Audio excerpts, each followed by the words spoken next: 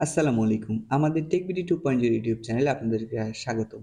আজকে আমরা মূলত 4টি টপিক নিয়ে আলোচনা করব। সেই 4টি টপিক আমাদের গতকালকে যে ভিডিও আপলোড করা হয়েছিল, সেই ভিডিওয়ে আপনাদের সমস্যা নিয়ে তুলে ধরব। সেখানে অনেকে বলেছিলেন যে আপনার নামের সমস্যা নিয়ে অনেকে প্রশ্ন করেছিলেন। সেখানে সেই নাম নিয়ে আমাদের বিস্তারিত ভিডিও আলোচনা করব এবং এর পরবর্তীতে আপনি যে ভিডিওতে আপনার সমস্যাটি তুলে ধরতে চান, সেই ভিডিওটি আমাদের কমেন্ট বক্স খোলা রয়েছে, সেখানে কমেন্ট করে যাবেন। মূলত সেখানে 4টি বিষয়ের মধ্যে প্রথম বিষয় আপনারা যে ইএফটি ফর্ম পূরণ করেছিলেন, সেই ইএফটি ফর্মে আপনারা কি নাম ব্যবহার করেছিলেন, সেই নামের সঙ্গে আপনার এনআইডি নাম মিল রয়েছে কিনা, এবং তার পরবর্তীতে আপনার এনআইডি কার্ডের নাম নিয়ে আলোচনা করব।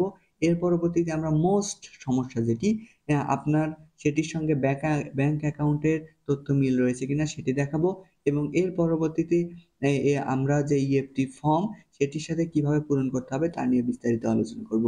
এবং আপনারা যে ইএফটি ফর্মে মোবাইল নাম্বারটি ব্যবহার করতেন, সেই মোবাইল নাম্বারটি দিয়েছেন, সেই মোবাইল নাম্বারটি কার এনআইডি দ্বারা ভেরিফাইকৃত এবং সেটি কি দেওয়া প্রয়োজন ছিল তা নিয়ে আমরা বিস্তারিত আজকের ভিডিওটি আলোচনা করব।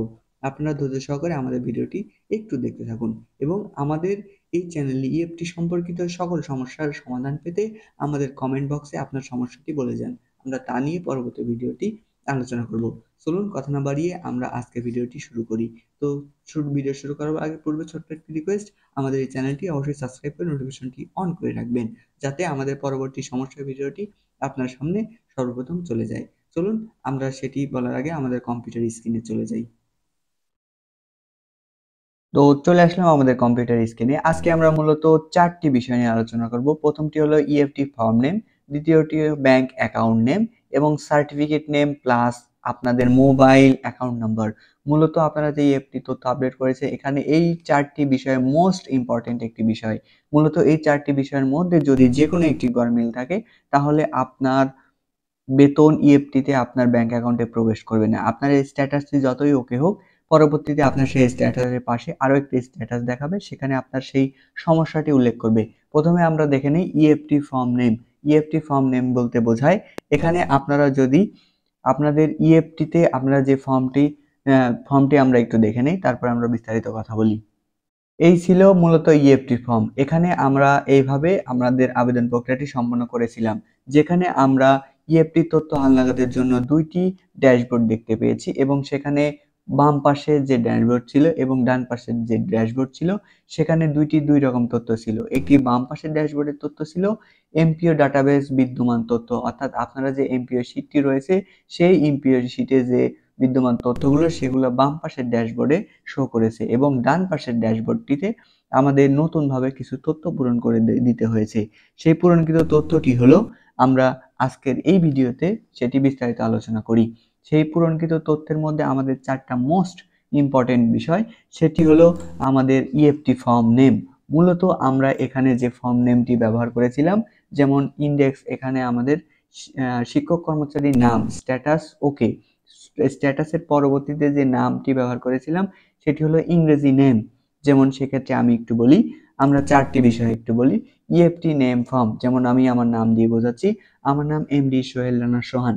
সেক্ষেত্রে আমি যদি আমার ইএফটিতে ব্যবহার যদি করে থাকি MD dot SOHELRANA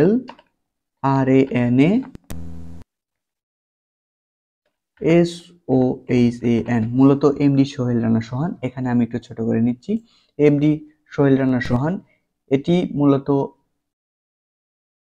MD Sohel Rana সোহান। মূলত এখানে আমার যে ফর্মটি রয়েছে, সেখানে যদি আমি এমডি সোহেল রানা সোহান ব্যবহার করি, এই নামটি আমার মূলত থাকতে হবে। আমার 2 নাম্বার যে পার্ট, সেটি হলো আরো একটি লাগবে, সেটি হলো NID name. NID name, name, NID name. এখানে আমার এই সেম নামটি, মূলত এই নামটি আমার এখানে ব্যবহার করতে হবে। মূলত আমাকে এই 5টি বিষয় অবশ্যই নজর রাখতে হবে। এই 5টি বিষয় নজর না রাখলে আমি কোনোভাবেই সেটি সম্পন্ন করতে পারবো না এবং আমার কোথাও না কোথাও ভুল থেকে যাবেই।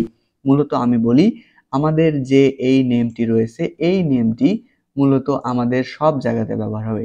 যেমন আমি যদি বলি এই রেড চিহ্ন যে নামটি সেটি হলো এনআইডি নেম। মূলত আমরা সবকিছু পরিবর্তন করতে পারবো, কিন্তু আমার এনআইডি কার্ডটি পরিবর্তন করতে হলে আমাকে অনেক বেগ পোহাতে হবে, এবং এই এনআইডি কার্ডটি মূলত দিয়ে আমি পরবর্তীতে যাই করি না কেন, আমাকে যে বাংলাদেশের ন্যাশনাল আইডি কার্ডটি দিয়ে দেওয়া হয়েছে, সে এই আইডি কার্ডের অন্তরায় আমরা সেটি ব্যবহার করি, এবং সেই আইডি কার্ডটা তৈরি হয় কিন্তু আমাদের সেই সার্টিফিকেট অথবা আমরা পিতামাতার যে নাম ব্যবহার করে সেই নামের উপর ভিত্তি করে আমরা সার্টিফিকেটটা তৈরি করি। আমাদের একটি মাত্র সমস্যা রয়েছে, সেটি আমাদের এনআইডির সাথে সার্টিফিকেটের অনেক সময় মিল খুঁজে পাওয়া যায় না।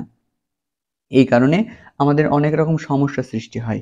মূলত এইসব সমস্যা সৃষ্টি হওয়ার কারণে আমাদের মনে সন্দেহ থেকে যায় যে আমার সার্টিফিকেটের নাম আলাদা, এনআইডি নাম আলাদা। আমি বলবো, আপনার যদি সুযোগ থাকে সার্টিফিকেটের নামটি এনআইডি অনুযায়ী সংশোধন করে নিবেন, কেননা আপনি যখন পরবর্তীতে অনেক সমস্যায় পড়তে পারবেন। তবে এখানে সার্টিফিকেটের সাথে এনআইডির তেমন কোনো সামঞ্জস্যতা নেই, তবে সামঞ্জস্যতা আছে একটি, সেটি হলো ইএফটি ফর্ম, এবং এই ইএফটি ফর্মের সাথে আমাকে এই ব্যাংক অ্যাকাউন্ট সেম নাম ব্যবহার করতে হবে, এবং ব্যাংক অ্যাকাউন্ট সেম নাম ব্যবহার করতে হবে। আমরা যে এনআইডি কার্ডটি একটু দেখাই, যদি এরকম এনআইডি কার্ডে আমাদের যে নেমের যেভাবে আছে, প্রথম অক্ষর বড় হলে বড়, ছোট হলে ছোট, যেটা যেভাবে আছে সেভাবে আমাদের ব্যবহার করতে হবে।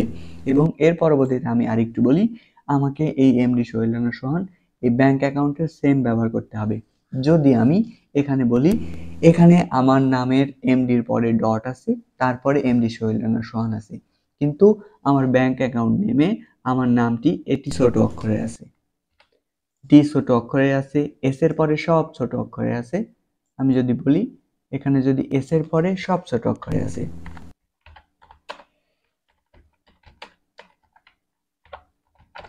এস এর পরে সব ছোট অক্ষরে লিখলাম। এখানে দেখেন, এই নাম এবং এই নাম দুইটির মধ্যে কিন্তু অনেক অমিল রয়েছে।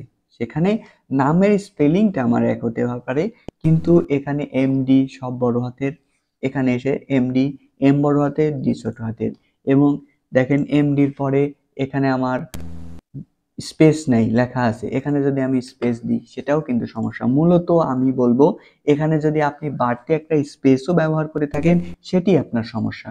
আপনি এখানে যে নাম যেভাবে আছে সেম নামটি আপনার ব্যাংক অ্যাকাউন্টে ব্যবহার করবেন। যদি এখানে অমিল থাকে সেক্ষেত্রে আপনি ব্যাংকে যাবেন, ব্যাংকে গিয়ে সেখানে ম্যানেজারের সাথে কথা বলে আপনার এনআইডি কার্ডের প্রয়োজনে একটি এনআইডি ফটোকপি নিয়ে যাবেন, নিয়ে গিয়ে তাদেরকে দিয়ে বলবেন এখানে যেভাবে আছে সেম ভাবে আমার নামটি সংশোধন করে দেন। সংশোধন করার পরে আপনি প্রয়োজনে আপনার একটি ব্যাংক স্টেটমেন্ট নিলেন 6 মাসের, সেখানে আপনি ক্লিয়ার কাট দেখতে পাবেন যে আপনার নামটি সঠিক পরিবর্তন হয়েছে কিনা। এবং সার্টিফিকেট নাম এখানে খুব একটা প্রয়োজন নেই, তবে মিল রাখার চেষ্টা করবেন। তবে এর পরবর্তীতে আরো একটি বিষয় যেটি আমি বলবো, এই মোবাইল নম্বর, এই মোবাইল নম্বরটি মূলত আরো একটি সমস্যা, সেটি হলো, আমি বলি একটু, এই মোবাইল নাম্বারটি দিয়ে আমি যদি, এই মোবাইল নাম্বারটি হবে আপনার এনআইডি কার্ড দ্বারা ভেরিফাইকৃত। আপনার যে এনআইডি কার্ড থাকবে এই এনআইডি কার্ড দ্বারা আপনার সেই মোবাইল নম্বরটি ভেরিফাই হতে হবে, অর্থাৎ আপনার এই এনআইডি দ্বারা আপনার এই যেখানে যে নাম্বারটি ব্যবহার করবেন ইএফটি ফর্মে, যে নাম্বার, এই ফর্মে যে নাম্বারটি ব্যবহার করবেন সেই নাম্বারটি ওখানে দেওয়ার চেষ্টা করবেন। মূলত এখানে এই এনআইডি দিয়ে আপনারা এই ফর্মের ডান পাশে যে সংশোধিত তথ্যের ডান সাইডে এদিক দিয়ে যেটি ব্যবহার করবেন সেটি মূলত আপনার এনআইডি দ্বারা ভেরিফাইকৃত হতে হবে, এবং সেই নাম্বারটি আপনার ব্যাংক অ্যাকাউন্টেও ব্যবহার করবেন। ইএফটিতে যে অ্যাকাউন্টে যে মোবাইল নাম্বারটি ব্যবহার করবেন সেই মোবাইল নাম্বারটা আপনার ব্যাংক অ্যাকাউন্টেও ব্যবহার করবেন। যদি অন্য নাম্বার থাকে সেটি পরিবর্তন করে নেবেন। মূলত এই 5টি বিষয় আপনাকে নজর রাখতে হবে। আমি বলবো, এই 5টি বিষয় যদি আপনার সঠিক থাকে তাহলে ইনশাআল্লাহ আপনার কোনো সমস্যা হবে না, এবং এর পরবর্তীতেও যদি সমস্যার সৃষ্টি হয় আমাদের কমেন্ট বক্স খোলা রয়েছে, সেখানে আপনি কমেন্ট করে যাবেন আপনার কি সমস্যাটি সৃষ্টি হয়েছে। আপনাদের সমস্যার উপর ভিত্তি করে আমরা আরো একটি সুন্দর ভিডিও তৈরি করব, এবং আমাদের গতকালকে যে ভিডিওটি আপলোড করা হয়েছে সেখানে বিস্তারিত দেখিয়েছি কিভাবে আপনারা চেক করবেন আপনার তথ্যটি সঠিক রয়েছে কিনা, সেটি বিস্তারিত আলোচনা রয়েছে। সেই ভিডিওটি আপনি একটু দেখে আসেন, দেখে এসে তারপরে আপনারা এই ভিডিওটি দেখুন এবং এই 5টি বিষয় মূলত আপনাদের মোস্ট ইম্পর্টেন্ট বিষয়। এই 5টি বিষয় যদি সঠিক থাকে ইনশাআল্লাহ আপনার বেতন সেকেন্ড লটে অবশ্যই চলে আসবে। এবং তারপরেও যদি সমস্যা হলে আমরা তো আছি, আমাদের কমেন্ট বক্স করা রয়েছে, আপনারা সেখানে আমাদের বিস্তারিত আলোচনা থাকবে এবং আপনারা কমেন্ট করুন এবং সেই অনুযায়ী আমরা পরবর্তী ভিডিওটি তৈরি করব। আপনার কি সমস্যাটি আমাদের কমেন্ট বক্সে তুলে ধরুন। তো আমাদের এই চ্যানেলটি দ্বারা যদি আপনার উপকৃত হয় অবশ্যই আমাদের এই চ্যানেলের পাশে থাকবেন। দেখেন সাবস্ক্রাইব লেখা বাটনটিতে ক্লিক করে নোটিফিকেশনটি এখনই অন করে রাখুন, কেননা ইএফটি সম্পর্কিত প্রত্যেক সময় আমাদের চ্যানেলে আপডেট ভিডিও তৈরি করলে আপনি সবার আগে পেয়ে যাবেন এবং সেই অনুযায়ী আপনার সমস্যাটি সমাধান করে নেবেন। আজকের ভিডিওটি আর বড় করব না, আজকের ভিডিওটি এ পর্যন্তই। সকলকে সাথে থাকার জন্য অসংখ্য ধন্যবাদ।